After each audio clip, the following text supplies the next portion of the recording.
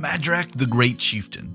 Madrak Ironhide has dedicated his life to guiding the United Creels through the history fraught with suffering and betrayals. Madrak once wielded the cursed axe Rathrop, the World Ender, taken up out of desperation in the hope of using its power to save his people from impending destruction. Freed from the burden of the ancient weapon, Madrak returned to those loyal to him and resumed the mantle of leadership, lending his strength to his people and drawing on theirs in return.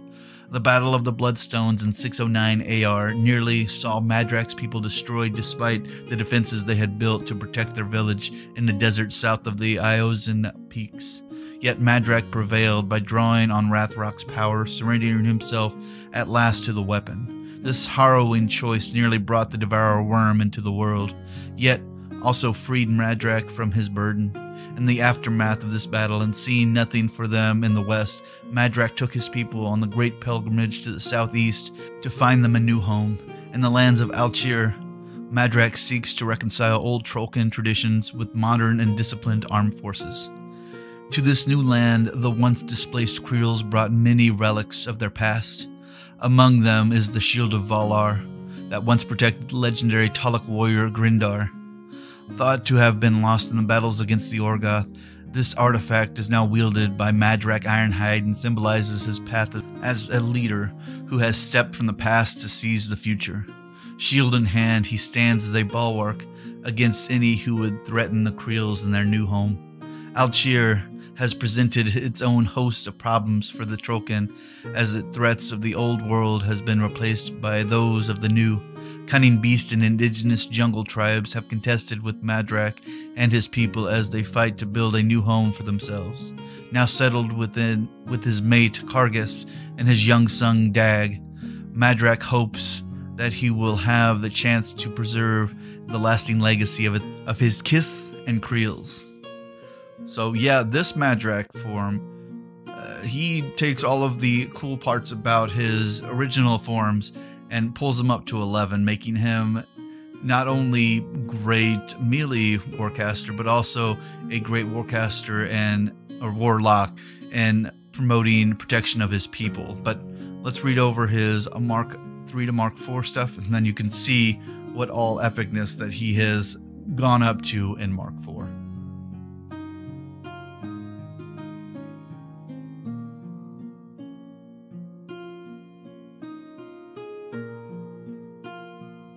And of course, we'll always start with his stats, and we'll go over those.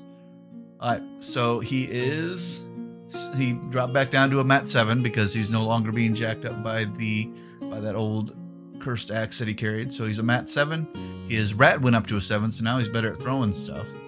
His defense went up to a 14. His arm is at a 17, but can go up to 18 or 19 because he has that shield.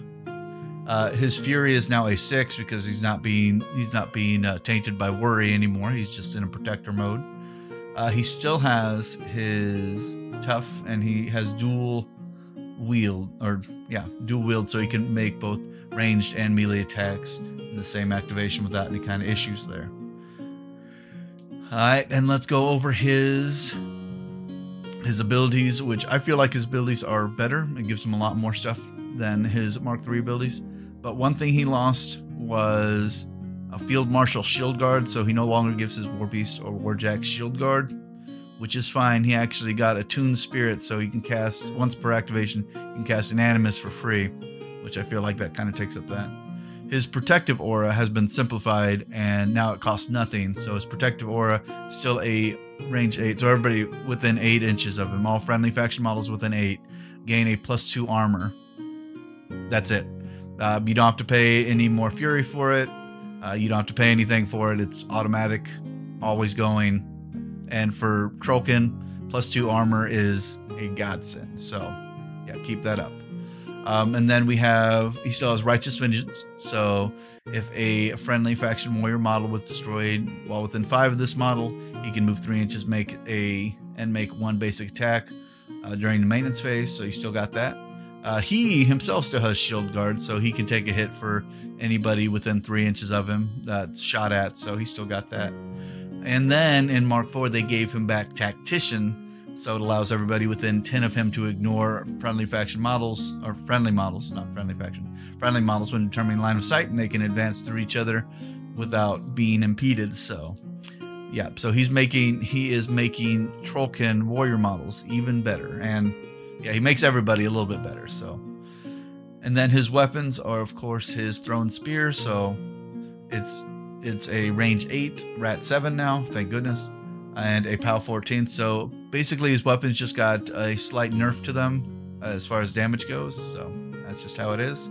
Then he has a melee spear, POW 14 magical, and then his shield of Valar has beatback on it still. So when you hit somebody with it, you push them back, and then he follows up, and that's how it goes. Then his feet really didn't change at all. Friendly faction warrior models cannot be knocked down. When they have to take a tough check, it's a 4, 5, or 6, so super tough right there. That whole thing, super tough. And then after they super tough, if they make that, they can automatically move 3 inches. So if they have to make a tough check and they make their tough check, they move 3 inches. Awesome feat. Gives them a lot more mobility.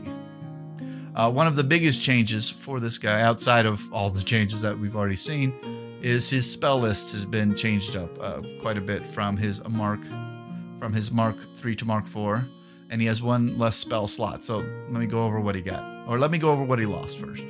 So he no longer has Battle Lust. He no longer has Defender's Ward, so that's been booted. He no longer has Rebuke. That's been taken out. But they did give him these abilities. They gave him Positive Charge, which is basically like a gang on steroids. So target friendly faction cohort model gains +2 to its melee attack and +2 to its melee damage rolls, which is awesome. But then it goes up to a models within 3 of the affected cohort model also gain +2 to their melee attack and melee damage rolls.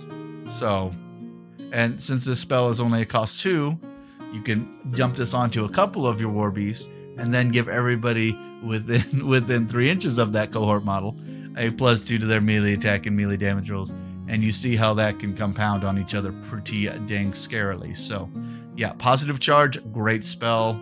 Puts their damage output and their hitting output to an 11. So keep it going. And then he was given Soothing Song. So for everybody that knows, Soothing Song removes 1 fury point from each friendly faction war beast currently in the spellcaster's control range.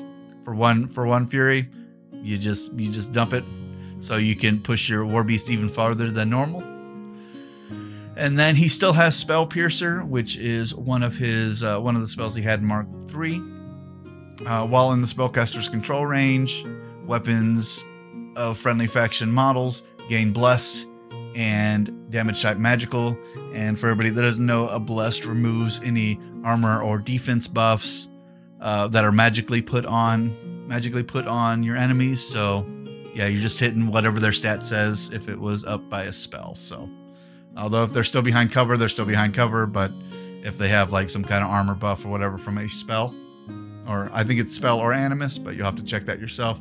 Yeah, it removes that, so it gets these guys hitting out real good. And I love the fact that it's a control range spell, so you don't have to be right next to your guys to give them that kind of buff. So, and it's only cost 2, so all of his spells are 1 or 2 points, so he can really utilize his focus or fury stats. So yeah, he is remarkably one of the best Madrak variations, I think, because he just makes everybody around him way better. So as far as Trollkins go.